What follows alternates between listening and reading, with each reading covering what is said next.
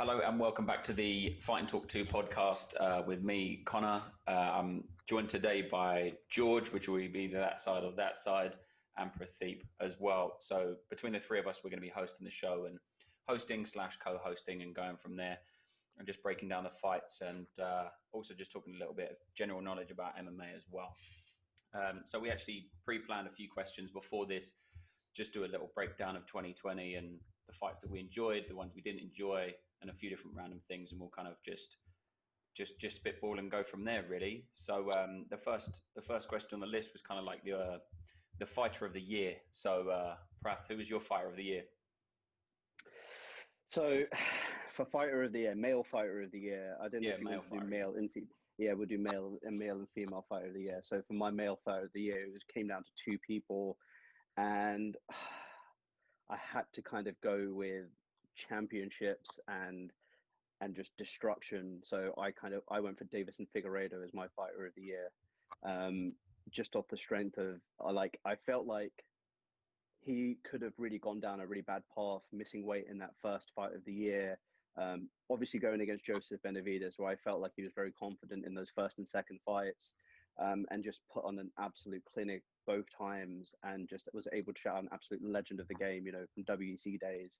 And the Brandon Moreno fight as well. Like, obviously, you've got that Darce choke over Alex Perez, which was beautiful to watch. I love a Darce choke. Tony Ferguson's obviously one of the guys that are really up there that throws those incredible Darce chokes from the standing position, and it's kind of the same thing that you saw there with the Alex Perez fight. So it was incredible to watch, and the Brandon Moreno fight was just bonkers from start to finish. So the other person I kind of was leaning towards was Kevin Holland, which I think is a pretty much given. 5 fights, won all 5 fights. Jacare at the end with an incredible knockout at the end as well. But I had to give the hat tip to Davison Figueiredo. Yeah, definitely. The fight between Figueiredo and Moreno was, I think it was my best fight of the year. And that was actually we'll discuss a little bit later about the fight card of the year. And me and George discussed it at the time. And it was like, there was not one fight on that card that was like, I'm going to have a little nap now. Do you know what I mean? For us over in the UK, it's difficult staying up till 5, 6 o'clock in the morning every weekend. But that whole fight card, I was just pumped. Fight after fight was just non-stop rolling. And then to cap it off with such a banger was definitely worth waiting up for, What about you, George? Are you on the Figgy train as well, or did you pick someone else? I had the same two as Prath, but I went the other way, and I gave it to Kevin Holland. I just thought, where he was last year at the end of the year, and he was no way near where he is 12 months later, like he is tonight. I just felt 5-0. It wasn't even 5-0 in a year. It was 5-0 in 201 days. So he's fighting on average every 40 days. And I think it all culminated with that last performance against Jacare. Great knockout, could be knockout of the year. And look, I love Figgy, and what he's done this year is incredible. Missing weight, like you said, and coming back and, getting better and looking like a guy who's probably going to dominate that division now for quite a long time. But there's something about Kevin Holland. He's got the mouth, he's got that super great chat. And I just think that what's to come potentially for him this year is ginormous. It wouldn't surprise me that if we see him in an interim title fight with Robert Whittaker at some point, that wouldn't surprise me one bit. And I just think that, when I think about the guy who got choked out by Brendan Allen to the guy now, it's a different world away. So for me, 100%, I'm going with it. Kevin Holland, maybe a slightly hipster pick already, but definitely fighter of the year, undoubtedly. Kevin Holland. I mean, I literally had, I was writing this down a little while ago, and I literally had, Kevin Holland, Figueiredo and stuff like that. But then Brandon Moreno, he had a fantastic performance against Figueiredo. And did I know who he was 12, 14 months ago? Probably not. So maybe we're going to talk about it a little bit later, but maybe he's the breakout star of 2020 because people know who he is now because of the fantastic performance he had. And, fighting two very, he was fighting on the prelims. He was like the featured prelim 2 weeks prior to being on the main event. You know, not many people can make that kind of jump and can perform at such a high level, you know, week after week.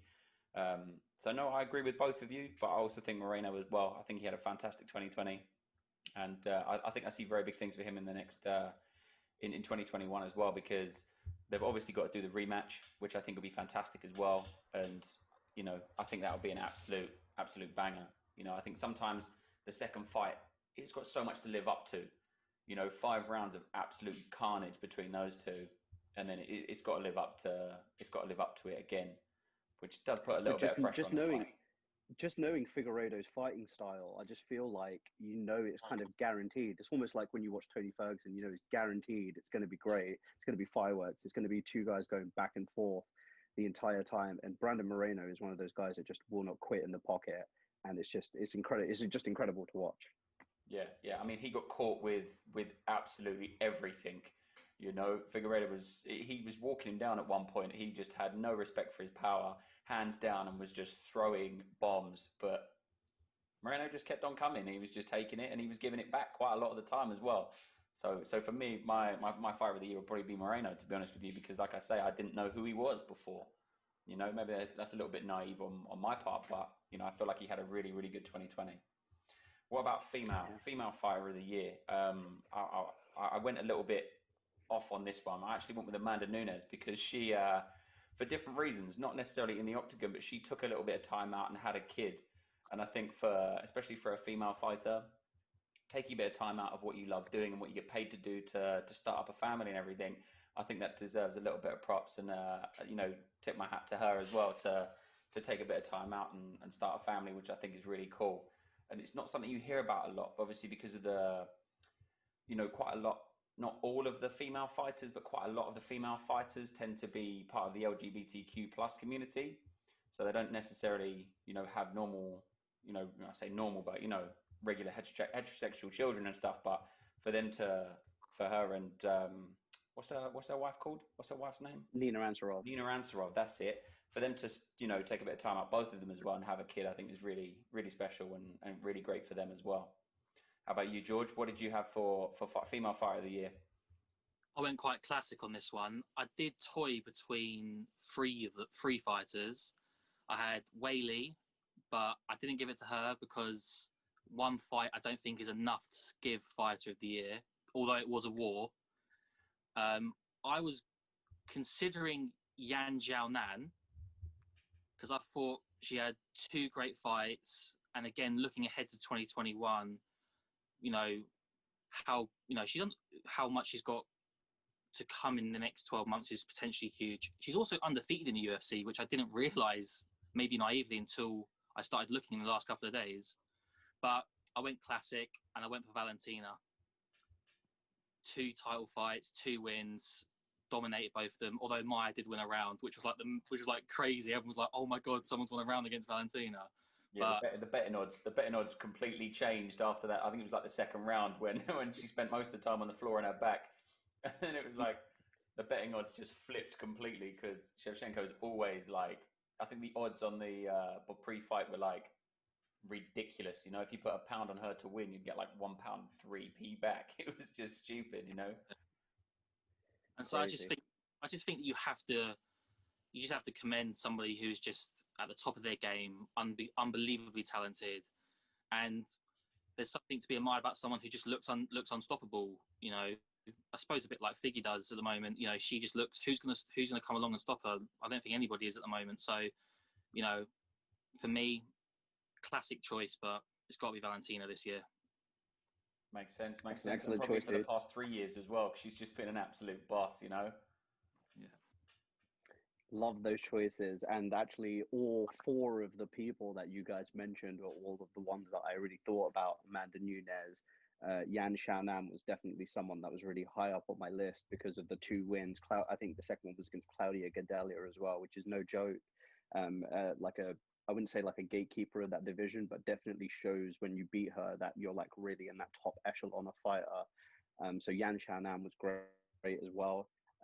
Valentina Shevchenko, obviously incredible martial artist over the years, and this year just as dominating as ever. But I had to go with the weird one and go for Weili Zhang. I absolutely love that fight between her and Jędrzejczyk at the start of the year. What an incredible fight.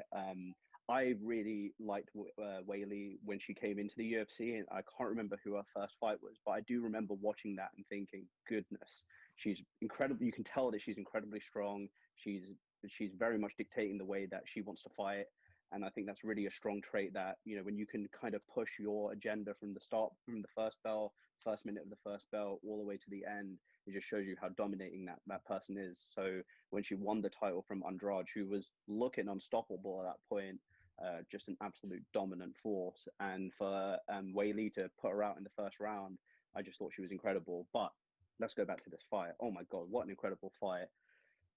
Both people just absolutely at the top of their game. Joanna is just one of the best fighters, period. I think men or women, just her technicality, just like you can tell, like when you watch a male fighter fight, just like the sharpness of the technique and everything of that nature is just absolutely 1,000,000% for her. She's definitely one of the best fighters I've seen. And so when you put two savages like that in the cage, it's just absolute guaranteed fireworks. Cannot wait for the rematch. I do believe they'll probably end up giving it to Namajunas first over Jędrzejczyk in terms of a title shot, and I think that's also going to be an incredible fight.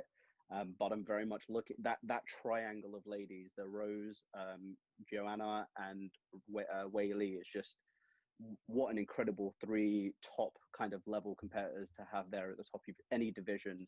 I just think that was incredible. So yeah, I do give it to Weili, even though strength of schedule wasn't one of the things that was there, but that was actually one of my more tough categories to pick out. Yeah, how good fight? Sorry, how good is a fight between Yan Xiaonan and Zhang Weili going to be at some point? In China, I really hope that happens. That goes down in China. It's got to happen in Beijing or Singapore or something like that. That crowd when she won the title from Andrade was insane. I haven't seen a pop like that since early 90s WWF. It was incredible. It was incredible to see something like that go down. And I think 2020 was really big for just female fighters in general. You know, over the past like 2 or 3 years since the kind of not disappearance, but you know, since Ronda Rousey kind of stepped back and Holly Holm is kind of, you know, on her last kind of few fights anyway. You know, there's so many more females getting into MMA and really coming through as well. And also female fighters that are kind of reapproaching it with a different way, with a different style as well. Kind of like the Roxanne Modafferi. You know, she is super cool. You know, really cool. She's a cool lady, and she came back, and I think she beat Macy Barber, didn't she, last year? And it was like, you know, insane odds against her. Exactly. She was a massive betting underdog as well, and she came back, and then you know she started getting on the winning streak again. I think that 125 division for the females was just such a game changer. Just allowed to bridge that gap between the 15s and the 35s, and you've seen so many of those two weight classes come together. And I think them cutting from 35 down to 15 was such a big task to demand on these ladies that definitely weren't able to have the height and reach to be at that 35, but couldn't get down to 15 because it's such a drastic weight cut. Now they have that 25 division that sits in the middle perfectly. And I just think that's such a game changer for the women. Yeah, definitely. And it's something we'll talk about in later episodes as well with regards to the women cutting weight. And, you know, obviously women hold weight in a lot of different ways, and it's separated around the body in different ways as well. So it's definitely something we'll have a conversation about, you know, because cutting weight and cutting so much weight, you know, for a man, you can lose muscle, and then you can start to lose water, and then you can start to lose other, you know, different bits and pieces or whatever. But for the female fighters, obviously they carry weight in different ways. So it obviously it's been a massive, like you say, it's been a massive game changer having more divisions for them as well. Obviously the 145 pound division for the females is not really. I don't. If you have a look on the UFC app, there's only Amanda Nunes in there. That's it. You know. So I think that'll get scrapped off pretty early on because quite a lot of the women don't want to be fighting so heavy. You know. But that moves us swiftly on to the knockout of the year. We've spoken a little bit about Kevin Holland and the Jacare Souza knockout, which was fantastic. But it just, you know, is it up there? Is it up there for you? George, fire away, man. What was your knockout of the year? It was up there, but let's be honest, you can't look past Wacky and Buckley, can you? come on, like we could talk all night about lots, and there's been some really great ones. Cody Garbrandt was one that comes to mind, you know, but like I've never seen anything quite like Wacky Buckley's one. Like, and I don't know if we'll see something quite like it anytime soon. So for me, Wacky Buckley, it blew my mind when I watched it. I watched it back this morning. It blew my mind again. Like, undoubtedly, I honestly don't think there's a debate on this one. There might be something I've forgotten about, but it's Wacky Buckley all day long for me. Yeah, definitely. My favourite part was after the fight when he said, when they said, "Oh, was this something you practice in camp?" And he said, "Yeah. We've been running that back. We've been practicing in camp." And you just think, why would you practice such a risky high level move that you might never pull off in a fight? You know, I think when a fighter's so pumped full of adrenaline, they kind of say anything after the fight, don't they? Were you practicing? Yeah. We were practicing that all the time. You probably weren't, but you know that's down to them. I loved his reaction when he met Dana afterwards as well, and he was almost crying when he met him, just like being like, "Oh my God, give me all the money, please." He deserves it. Yeah, he knew that 50 G's was coming to him as well. So what was your choice for her knockout of the year, Conor? Well, yeah, mine was the Buckley one as well. You know, you as George said, you can't really beat it. There was, yeah, as George said as well, the Cody Garbrandt one was fantastic. The little dip and then the giant looping hook and stuff like that. I think it's when you see knockouts in the divisions that are not so prone to having knockout power. For instance, you know, when you see knockouts in the welterweight division, the heavyweight division, the light heavyweight, you kind of assume that because these guys are walking around at 220, 215, whatever. They're walking around at big weight, you know, and they've got knockout power. You know, they'd have knockout power. But when you see knockouts in the lighter divisions and stuff like that, I think it's more impressive, you know. But definitely the Buckley one was the most skillful knockout. Amazing, man. I had a couple of honourable mentions to throw in, but yeah, a 1,000,000% Joaquin Buckley. I literally fell out of my seat onto the floor in front of me when I saw that knockout. One of the most, it was like Bruce Lee throwback kick. I absolutely loved it. Sean O'Malley over Eddie Wineland was an incredible one, where he just slapped him flying backwards. That was the Cody Garbrandt. That was the feint uppercut straight over the right hand, wasn't it? Straight over the right hand. Yeah. It was incredible. And just to see, you know, Eddie Wineland, who, God bless him, has been a soldier over the years, but hasn't been one of the more elite fighters, taking an L like that was tough to watch. But incredible knockout by Sean O'Malley. The Cody Garbrandt one, incredible as well. Just the dip down, the sudden 1 second flight back up, and then the right hand, just incredible to watch. And the other one, which was the Jacare Kevin Holland fight, Kevin Holland knocking him out from his back, almost like kind of rubber banded the shot into him, which was incredible to watch as well. So yeah, those are my four. But yeah, Joaquin Buckley, man, incredible. Yeah, I guess Whole Foods guy. Say again. He works for Whole Foods. He works for Whole Foods in America. Oh, really? Yeah, he's like a shift manager for Whole Foods in America. Oh, I didn't know that. Crazy, man. Yeah. I didn't know that at all. I think we were speaking about it the other day about, you know, quite a lot of the entry-level fighters and people that are fighting on the, you know, when you're fighting for 10 and 10, for instance, you can't sustain that. You need to either be fighting 20 times a year to make some sort of living in America, but you need to have another job as well. So many fighters in Bellator have, you know, other jobs. For instance, you know, they have a Monday to Friday or whatever, and then they just kind of do this in their spare time and do it for a bit of fun. But I think for obviously all of these fighters, if you can do it as a full-time thing, then that's the dream, really, isn't it? So maybe, you know, obviously with that knockout and stuff like that, he'll be. He had an incredible performance in his last one as well. Yeah, and I think he's. I think off the performance of the spinning back kick and his last performance where he TKO'd the guy, incredible performance. I hope that will kind of lead him from being able to leave that job and really take it to that next level. Because I do believe he's one of those guys, and he took an L against Kevin Holland. He did, yeah. Was it in this year, I believe? Yeah, it was the beginning of the year. Win streak. You know, to see someone take that kind of loss where, you know, Kevin Holland, it's not an easy loss as well, because the guy's talking to you. It's one of those, it's not like an embarrassing loss, but it's one of those ones where you really want to win, especially when someone's talking to you in the cage while you're trying to fight them as well. And for him to then take that, bounce back from it, and to do two incredible performances after that, like the sky's the limit for this guy. So hope that's possible. Yeah, absolutely, absolutely. And then obviously moving from striking straight onto groundwork, the the submission of the year as well. Obviously, we had some fantastic submissions all the way throughout the year. There's some real BJJ practitioners and elite level BJJ guys in the and females in the in the UFC at the moment, and Bryce Mitchell and Paul Craig as well both come to mind because they are just constantly chasing the sub. Charles Oliveira de Bronx, he's just constantly chasing the sub. Prath, you obviously do a bit of BJJ yourself, and you obviously appreciate it a little bit more when they're moving around and making different transitions and stuff. It's just so crisp, So who was your sub of the year? So it's do you know what? And I want to just say this straight off the top, right? If Charles Oliveira got that submission over Tony Ferguson, that would be my pick 1,000,000%.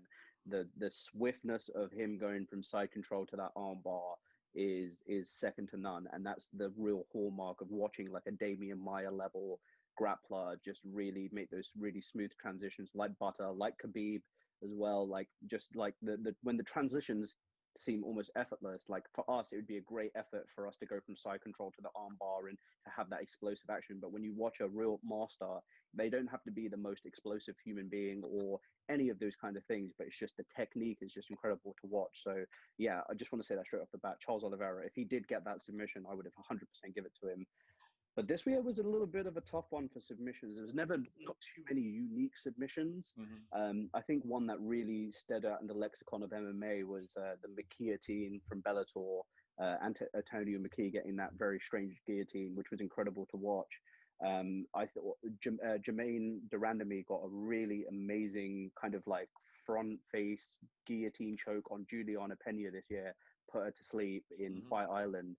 And I thought that was an incredible submission. But I am actually going to give my sub of the year to Ariane Lipski, who hit an incredible knee bar from that seated position. She kind of got entangled up in almost a calf slicer position, was able to pry the leg out and just crank it back. And it looked so painful being in that and knowing what that submission position feels like. And knowing, I can't imagine the lady on the bottom, I can't remember her name, God bless her, but her knee almost got bent backwards, and that was tough to watch. But what a savage submission, but what an incredible submission as well. In that kind of predicament, for her to pull that out was incredible to watch. Nice. Yeah, absolutely. A couple of fantastic picks, and my sub of the year was actually the attempted sub of Tony Ferguson, the Charles Oliveira. That was going to be my sub of the year because it wasn't a sub, and everyone thought that's it, it's done now. That's why it was my favorite sub of the year, because I was watching it just like, is he dead? Like, what's going on? I saw bits of the elbow that I didn't need to see, and the whole world watching it was just like wincing a little bit as to what was going on. But but as you say, to move straight into that armbar was absolutely beautiful, and it was like fluid. He just flowed over him like water. The whole fight as well was just fantastic. But that's me. What about you, George? What did you think was the sub of the year? I had a few. I considered AJ McKee's from Bellator. I considered Khabib over Gaethje, mostly though for what surrounded it, like with him retiring and the Gaethje bit where he kind of said he was like how he made his father proud of him, all of that kind of stuff. I thought it was a really beautiful moment across the year. But I actually went for Ariane Lipski as well. I'm not going to lie, I quite like a pretty brutal submission. And I think it was one where I was watching it, I was like, oh God, like, please stop. Like, I can't look at this much more. And for me, like when I see those kind of submissions, they're the ones that I always stick in my mind. Because and I agree with you, Conor, and with you, Prath, if he had got that armbar, Oliveira, that would have been my one 100% as well. But when that didn't happen, my first thought was Lipski, knee bar, that's got to be submission of the year. So that's the one for me. Makes sense. Couldn't agree with you more, man. Makes sense. I think whenever you see something like a calf slicer or what's the other one? Prath, you'd be able to tell me when you've kind of got like a body triangle on and then they kind of twist you sideways. What is it? Is it the Twister? It is literally called the Twister. Yeah.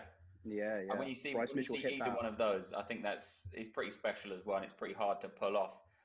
One of my honourable mentions would be the Amir Albazi triangle. It was the first triangle of 2020. Yeah.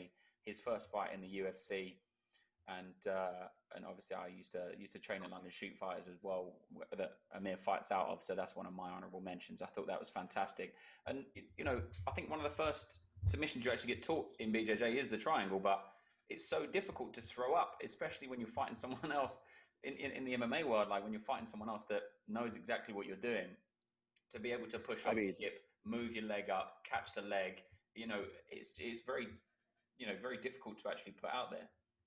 And to pull it off against arguably number 2 in that division at a high-level championship fight, like there can be nothing taken away from Khabib's submission, and that was like right there. I just appreciated the brutality of Lipski's knee bar, but and what would have been Charles Oliveira's armbar, but yeah, just the ability to pull off a triangle in that kind of high-level situation is incredibly difficult, and for him to have the composure, I think he went for a takedown, missed it, took his back, and then eventually swam to get to that triangle position. It's just like the step-by-step of that is just incredible to watch.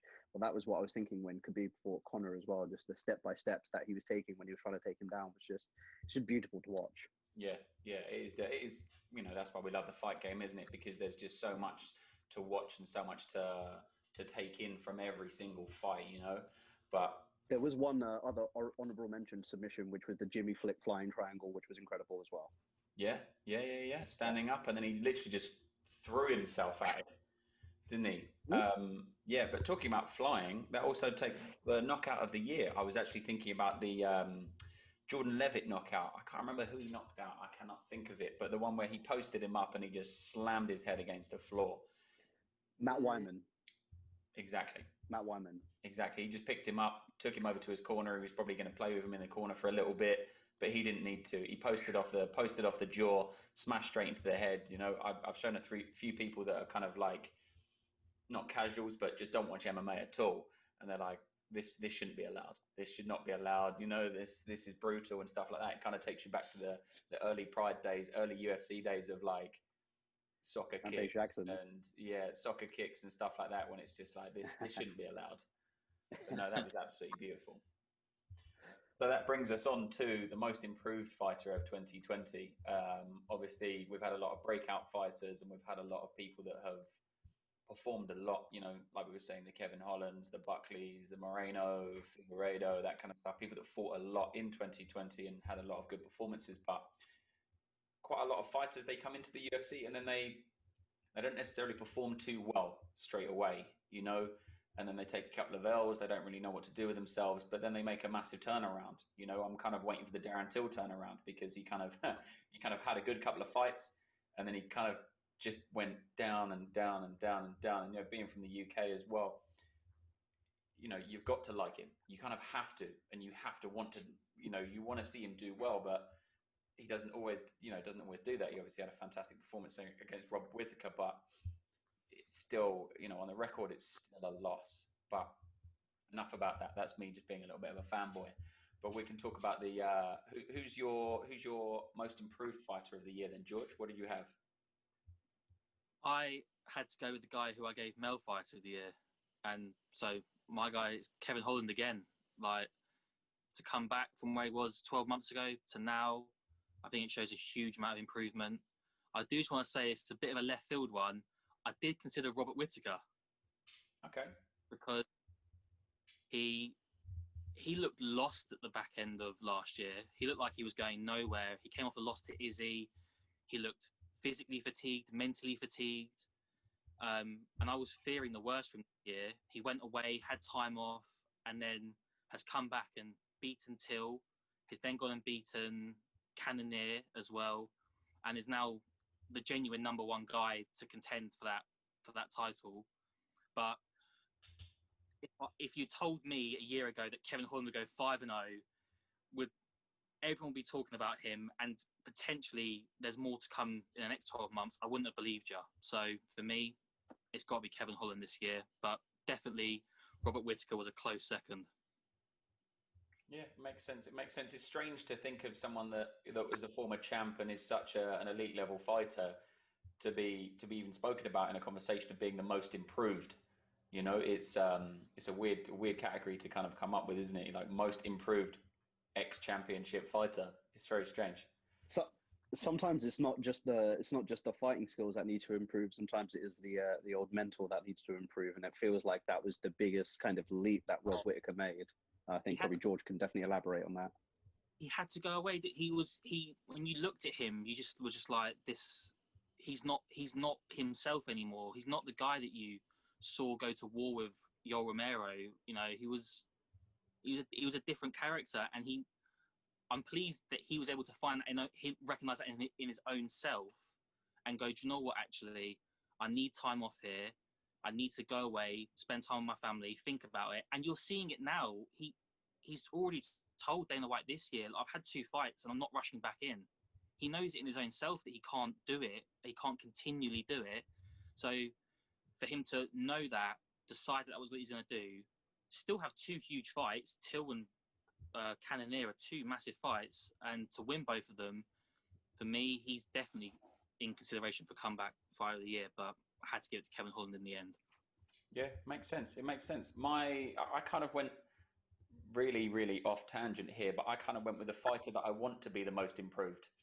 So I kind of thought of Chase Hooper, right? He's literally been in the UFC for like 10 minutes. He looks like a kid and he sounds like a kid and stuff like that. But I want to see him do well.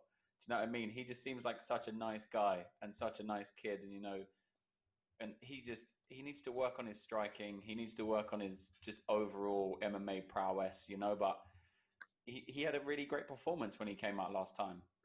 I say he had a great performance. He had a terrible performance up until the point where he won the fight, but he's the person that I want to see do well, and I hope, I do fear for people that are going in the UFC that are so young, because where do you go from there? You haven't learned your skills on the regional circuits and stuff like that. You're not going into it at an early age, and kind of, where is there to go after the UFC? Do you know what I mean? That is the pinnacle for me anyway, personally, as a fan.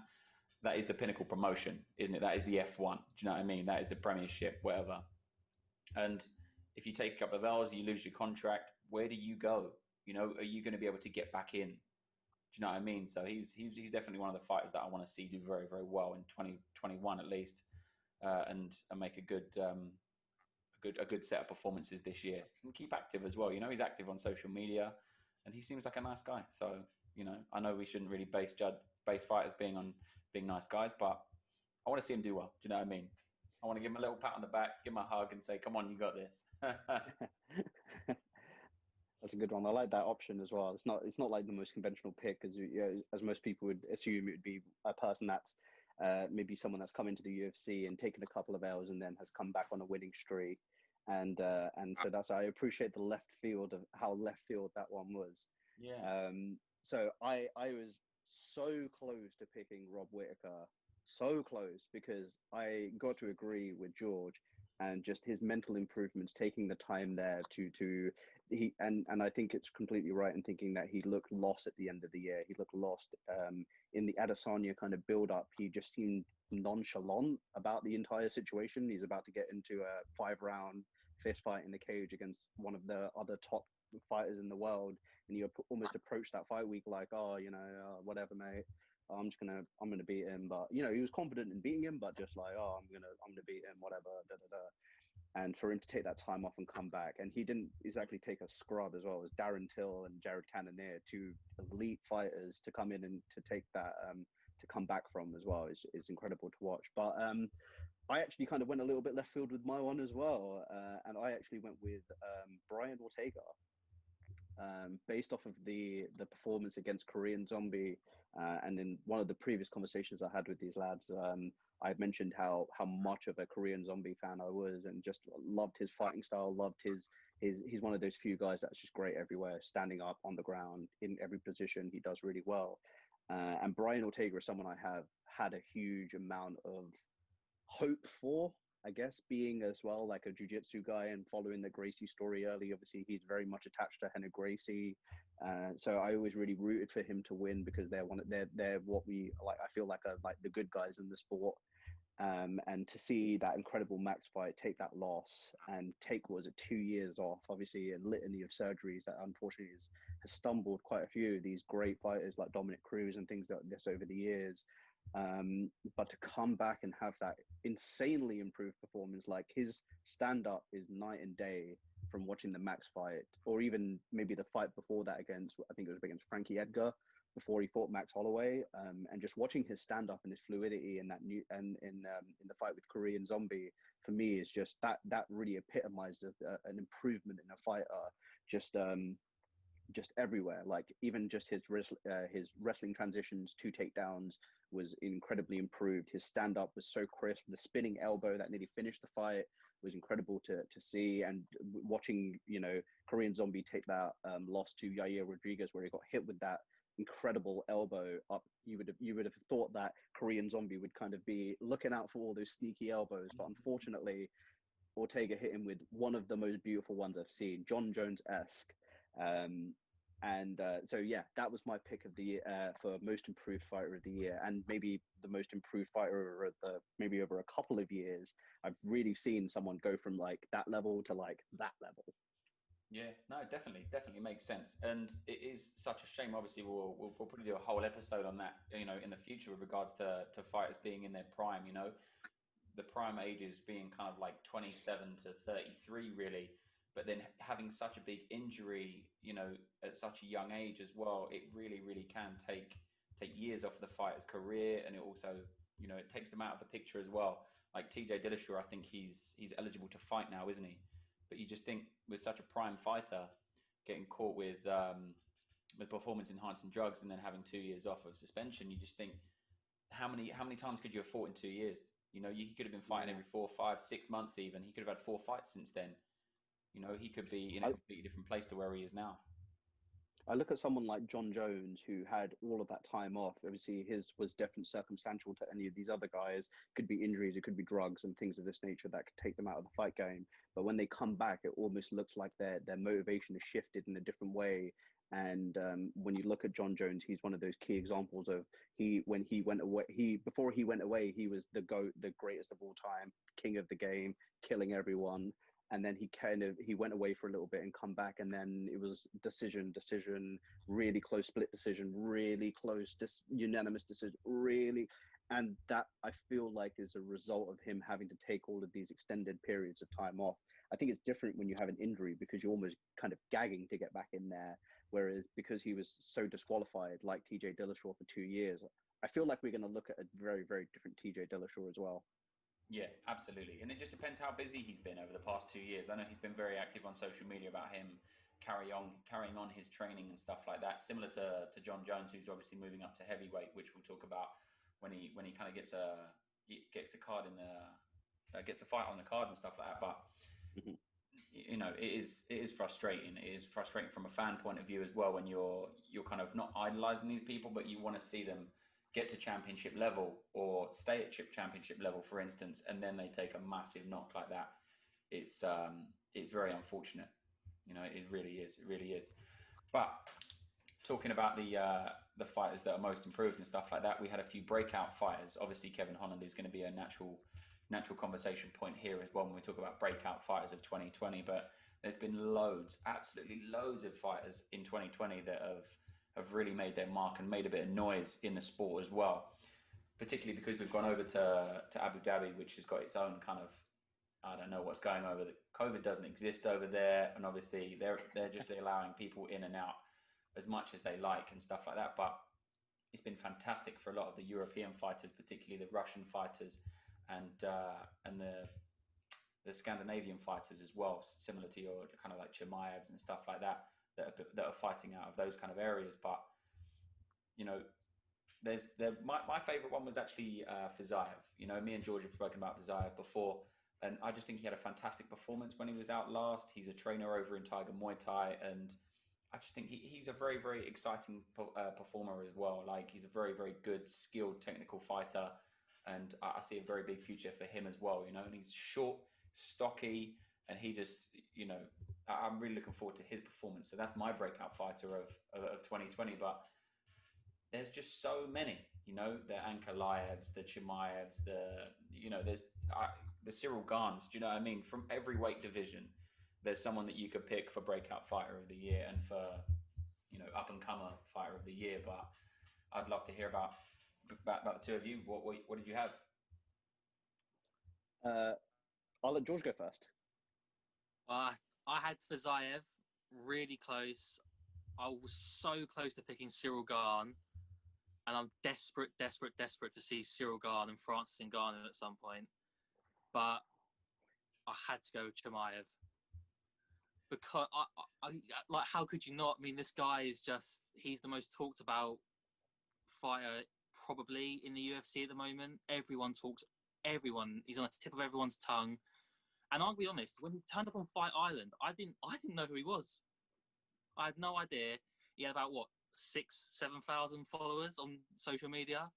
I checked this morning; it's 1.3 million, and that's just like mind blowing. And like, I mean, if he beats Leon Edwards, whenever that fight actually happens, what is it? Title shot already? Like, and you probably give him a fair chance of beating Kamaru Usman or Gilbert Burns. Like, how can this guy not be breakout fighter of the year? The first two guys, it wasn't too much competition. Gerald Meerschaert's no scrub, and as soon as the bell rang, Meerschaert was like, "Oh, I don't want to be here," and that was it, wasn't it? It was over within seconds. Leon Edwards is a hell of a test for him. I'm not sure.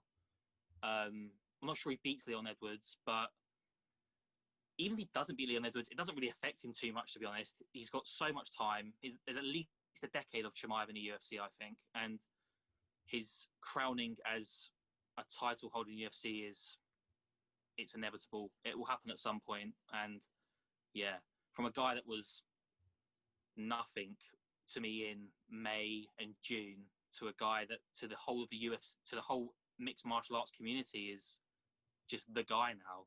It's got to be Chimaev for this for me, definitely.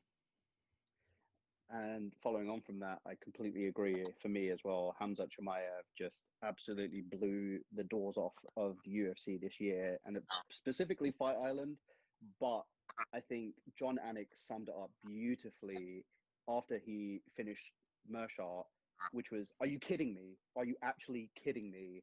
Like, it's almost in disbelief that this guy who they've strapped the rocket ship to could knock this guy out in 18 seconds like that. Like, are you kidding me? I completely agree. Chimaev, for me, incredible fighter. The other one that I really thought of was Joaquin Buckley as well. And even though he took that loss to Kevin Holland is another person that you could really put into that breakout category as well as improve. Joaquin Buckley, obviously, with that spinning kick, the amount of views that he got from that kick, I imagine it's in the hundreds of millions. That Twitter clip has been replayed and retweeted and things of that nature. So Chimaev, but also great shout out to Joaquin Buckley as well. The other thing about Chimaev as well is Chimaev is the guy that has started this this quick turnaround fighter. He was the guy that said, "Right, I'll go straight back in." And you've seen since then a lot more fighters say, "Yeah, cool, I'll hop straight back in as well." And I think that is what has made him a massive superstar as well. This I'll go in, week out, I don't care, I'll keep on fighting, and I'm up for seeing that. I'll be happy to see Chimaev fight every week next year. I don't know about you guys. Yeah. Do you know, and the other person in that vein that, at the start, obviously he took a loss at the start of the year, but I was a little bit low-key surprised and disappointed that we didn't see more Cowboy Cerrone during the entire year of short notice fights. I just assumed that he would have been the first guy to be calling, but you only saw him at that Conor fight, and I imagine maybe that loss was devastating. I guess, it's all well and good. I put this on social media the other day and said, if you are an up-and-coming fighter, why don't you just fight every 3 months? Do you know what I mean? Because then, or fight every 3 weeks if you don't take any damage. But at the end of the day, unless you are Chimaev or something like that, where you literally take no damage at all, then you can get back in. But, they have to look after their bodies at the end of the day. And Cerrone's been the king of jumping in at short notice fights, and he's taking a lot of losses, you know, and people like Overeem as well. You know, he's had so many fights and so many losses. I think he's up to like 17 losses now, and he's had like over 50 fights. And you just think, he gets to a point in your career where you kind of think, you know what, I'm not going to jump in every now and again. I think it does play to a certain set of people that they should be doing that, or they could be doing that. But then on the backside of that, it just depends how they're feeling. And, you know, if you get a win bonus, you made 10 and 10 on the prelims, you got a great knockout, you get your win bonus, you're walking away with like 50, 60 grand. You don't need to fight next week, man. You can have a bit of time off. And, you know, some of the camps that they have, you know, 12, 14-week camp is just, it's very, very taxing on the body. Very, very taxing. You know, we've been very positive so far talking about all these amazing fighters that we've had in 2020, but we've also had some absolutely terrible fights. You know, we've had some real stinkers. And I think the ones that hit you hardest are the ones that have the most hype around them. You know, my pick for worst fight of the year was the Adesanya Romero fight, because we all just expecting it to be so good. You know, it was with such a beast like Yoel Romero and such a technical striker like Adesanya, you just expect it to be fantastic. Like when Adesanya fought Silva, you just expect it to be this, you know, Bruce Lee versus Bruce Lee. Do you know what I mean? Like himself fighting himself, but it just doesn't play out that way. So my worst fight of the year was the Adesanya Romero fight, because it was just the amount of memes and gifs that there are about these two just standing in front of each other, just doing nothing, was just, from a fan perspective, not very good. And from a fight perspective as well, it's just boring. You know, I don't want to see that. That was also my choice of worst fight of the year, unfortunately. And it stinks to have that, because, you know, Romero is someone just so respected by everyone. Even when he went to Bellator, we were all so surprised about him going, because he's a tough out for literally anyone in that division. So that was definitely my stinker of the year. And I think the thing that really disappointed me about that, and obviously we, you know, almost like kind of like that Derek Lewis versus, I think it was like Derek Lewis versus Francis Ngannou. I remember like I remember being with friends. I believe that was maybe on the Conor Khabib undercard, I want to say. I remember being with a lot of people and turning to my friends being like, oh my God, Francis Ngannou versus Derek Lewis. Like, watch out. This is going to be fireworks. And I remember seeing that, the same thing. I had like 2 or 3 friends over at 6 a.m, as we do here in the UK, and being like, oh my God, watch the Adesanya Romero is going to be absolutely bonkers, and put me to sleep within the first 2 rounds, unfortunately. Put me to sleep, not each other to sleep, which was the stinker for me. But yes, I will agree there. Adesanya versus Romero was the kind of letdown of the year, unfortunately. Yeah, I mean, the women's fights kind of get a lot of stick for being the snooze fest or the boring fights and stuff like that, but the men do it as well. Do you know what I mean? And when there's so much hype around a male fighter and around a certain fight, it can put you to sleep equally as much as you know, the female fights can, because, you know, naturally, as we've spoken about, the females don't always have that knockout power at 115. You know, they're not going to be, you know, throwing absolute bombs at each other. Usually you'd see the fight either go the distance, which you could pretty much bet on, which would be 8 out of 10 fights are going to go the distance in the female divisions, or they're going to end with a sub, because they're a bit more well versed in subs and stuff like that. But yeah, it was just a terrible fight for me. Terrible. What about you, George? Joanna would probably have something to say about that, young sir. Yeah, it's right. It's true. It is very true. But like I say, 8 out of 10. 8 out of 10. 8 out of 10. Two, yeah. What about you, George? What's your stinker of the year? It's a hat trick. It's Adesanya Romero. I was so excited for it, and I was so bored by it. And I think actually though, what made it so boring was that the fight before it was Weili Joanna. And I was like, oh my God, this is incredible. And now we've got Adesanya Romero. And then it was like, oh, this has deflated the balloon slightly, hasn't it? So, I mean, we'll sure lead on to fight of the year, but you might be able to guess what my fight of the year might be. You know, it went from being so good to being so bad. And I hate saying it because, like you said, Prath, you know, Romero is so respected. Izzy is undoubtedly one of the top pound for pound guys in the whole of the UFC. And so but it was just, yeah, I was nodding off, to be honest, and I struggled to stay up. I stayed up especially for that, and I wish I hadn't bothered. It was rubbish. Yeah, it is tough. It is tough, especially in the UK. You got a card that starts at kind of like the main event starts at 3 a.m. You think, right, I'm not seeing anyone walk out until 3:30, and then it gets to like 5, 5:15, and you think if you have 2 championship fights on a card, for instance, and they both go the distance, 25 minutes, plus the ring walkout and stuff like that, and you think, you're looking at like a 7, 8 o'clock finish, especially in the summer. It gets even more kind of like disheartening in the summer because the sun comes up at 5 o'clock and then you're kind of going to bed and you're really doing the night shift, And it's fights like that are just so underwhelming that you kind of think, right, I'm going to get my friends to come over. We're going to watch this fight. They're all casuals. We're all going to watch this fight together. It's going to be a banger. And then you're looking at them going, this isn't what it's normally like. I promise. This isn't what it's like. Yeah, it is frustrating. It is frustrating, but neither of them wanted to throw, Izzy's a counter fighter and he didn't want to engage in any of the wrestling and stuff from EOL, but neither of them wanted to do anything. They shouldn't have been paid what they got paid for doing that fight, I don't think. I think that's just unfortunate, It was a nice jog around the octagon for 5 rounds. Yeah, exactly. They went for a 25-minute jog. They stood still for quite a lot of time, and they probably got paid like $500,000, for doing not a lot. But talking about the Joanna fight, I think that we're going to talk about a little bit more about like the injuries and stuff that people sustained. But the Weili Joanna fight, when her head basically just exploded out of the front of her head, like her frontal lobe, was just mangled completely, and that was just. I was so scared for her. And I think that happened in like the 3rd round or something like that. And just from like a human to looking at another human, like they're in a fist fight, which sucks, but like it's crazy how swollen it got so quickly as well. Like it was like tiny, and then like she sat down in between rounds. She came out as like an alien in the next round. It was bizarre. Yeah. I'm not gonna put words into anyone's mouth, but if there's no other worst injuries of the year other than that, I don't think there's anyone else. There is.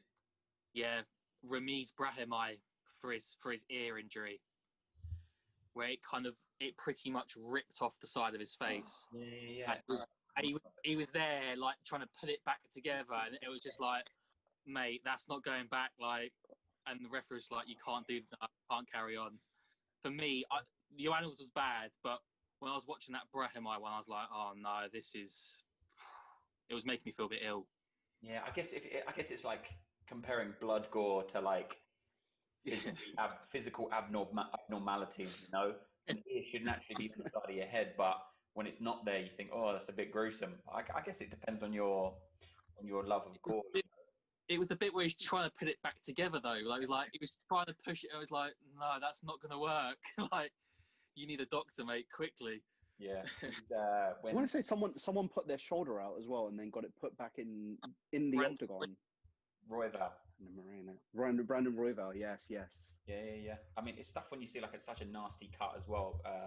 Like the Overeem getting knocked out by Rosenstrike, I believe it was, where his lip just like exploded. And then you see him stand up, and he's just got this giant cut in his lip. Was just disgusting, But that just depends if you. Reminded me of the Robbie Lawler lip cut against Rory McDonald. Yeah, which is obviously that's like fight of the decade kind of thing, isn't it?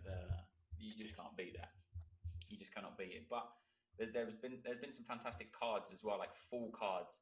We're going to move on to a little bit about the best top to tail cards that we had of 2020, and quite a lot of the fights that we've been speaking about are on my top cards. It was actually UFC 256 for me. The Cyril Gane fight, which is fantastic, with the over the ear, not illegal, the over the ear elbow that we all very very clearly saw. The Holland knockout, the Tony fight, and then the Moreno fight as well. That's got to be fight card of the year for me. It's just fantastic. Yeah, I was going with 256 was my second choice. I went with 249, mostly because like the UFC was one of the first sports to get back after the pandemic started, and to be able to get that event on and have such a good card, you know, Gaethje Ferguson, Ngannou Rosenstrike, Cejudo Cruz. I just thought it was a great card, and to even get back to having fights, you know, Dana White was so persistent in getting this to make it happen. I think the whole like combination of everything for me made 249 just slightly ahead of 256, but 256 was so close, you know, right from the bottom right the way to the top. It was incredible. But yeah, no, I went for 249 in the end. Nice, fair choice. Both incredible choices, 249 and 256. I think is just the standout choices for everyone in this. And I'm going to go with George on this one.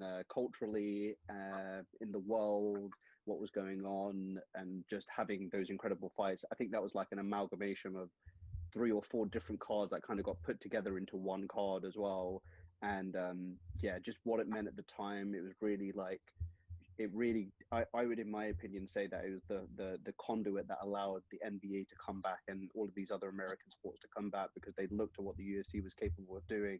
And that wasn't even in their Fight Island or Apex setup. That was in like Jacksonville, like, hey, let's just get some fights on and let's hope for the best kind of thing here. I also really like the cultural significance of that last Brasilia card before we went into lockdown as well, with Kevin Lee and Charles Oliveira at the top of the mantle there. Not an amazing fight night, like amazing standout fights, but the main event was great. And just like kind of the eeriness of having that first kind of look at that empty arena look was kind of eerie and weird. But yeah, no, 249.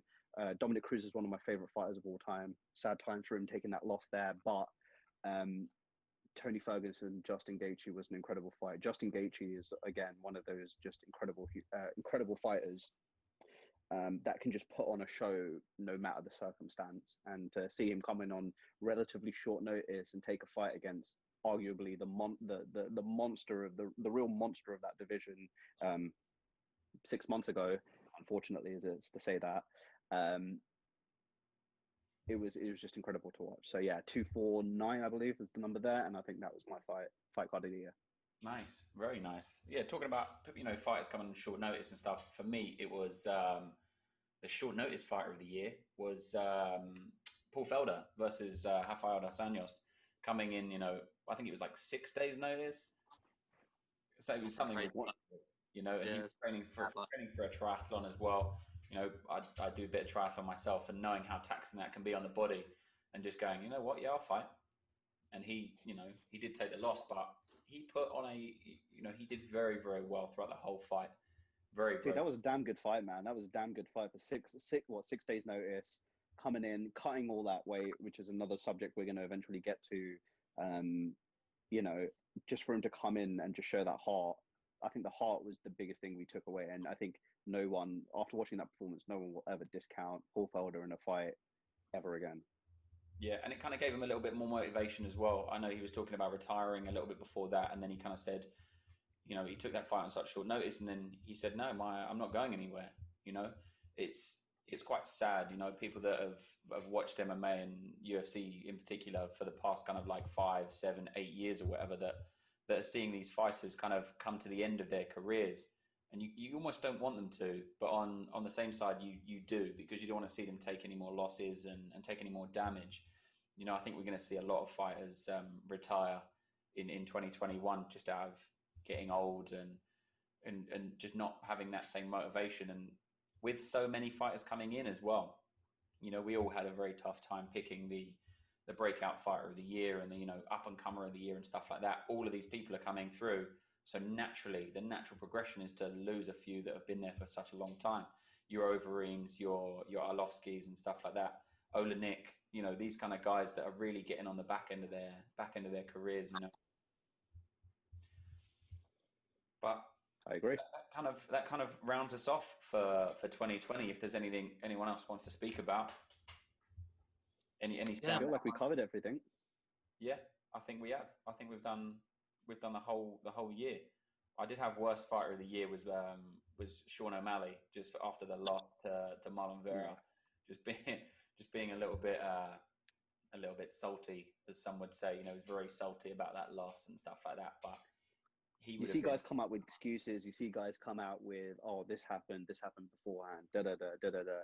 But to just flat out deny losing the fight and just sit there and be like, yeah, I'm a champion, obviously, you know, whatever. I'm still 13 was just bizarre behavior. Yeah. I take 10 times of what he's smoking. I had Dominic Reyes as the most disappointing fighter of 2020. Really? Yeah. I mean, look, there's no shame in losing to John Jones. There's no shame in losing, but afterwards, everyone was like, this is the uncrowned champ. John Jones has left. He's going to be the light heavyweight champion. And everyone was like, they basically gave him the title before he even stepped in with Blachowicz. Blachowicz destroyed him. He's now got a fight with Jiri Prochazka coming up, which isn't going to go very well for either. And oh, wow. Dominic Reyes got booked against Jiri Prochazka. Yeah. February the 27th. Oh, my God. Jiri Prochazka's my guy to watch out for in 2021. But I think Dominic Reyes was so... I mean, I thought it was so disappointing against Blachowicz.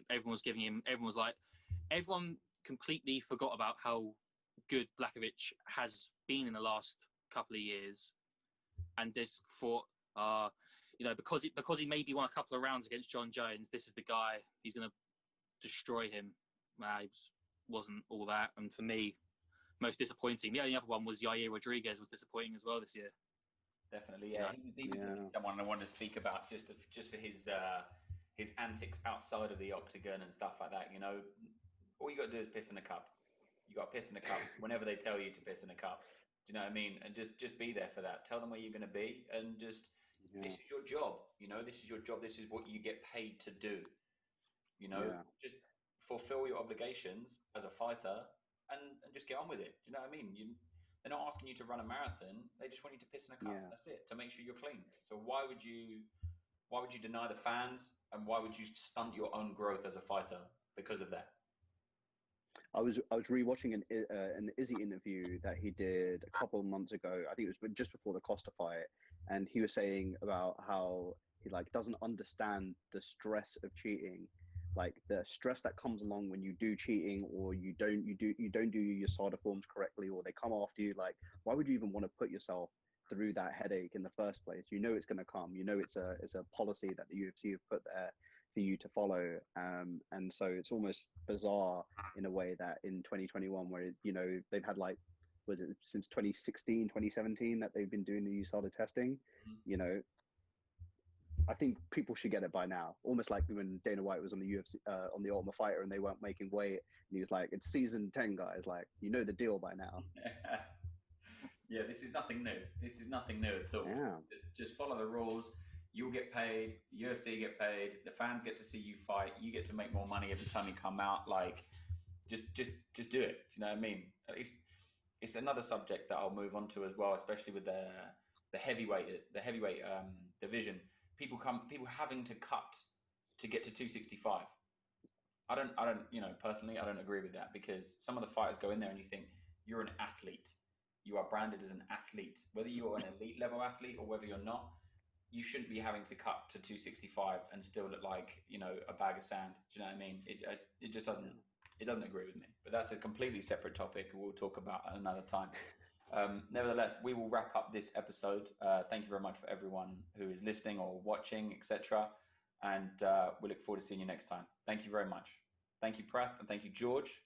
And we'll be on very soon. Thank you.